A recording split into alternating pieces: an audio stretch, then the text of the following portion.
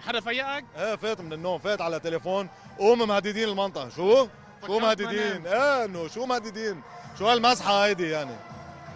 حسن راح ديوان السيد.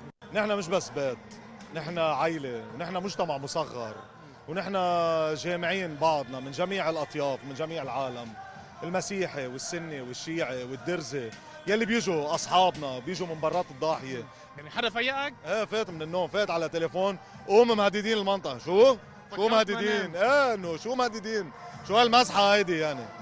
أول ما طلعت بالخريطة واللي حوالينا المسيحة عرفت إنه هذا المحل، بس ما توقعت إنه تكون الضربة هالقد كبيرة. كنت اول شوي تقول مسيرة مسيرة، ايه ضربوا أول وحدة، ثاني وحدة. أنا جيت أخذت أولادي من المدرسة، مش بهاي المدرسة، أخذت أولادي من المدرسة ودهرتهم لبرا وجينا لهون وقفنا.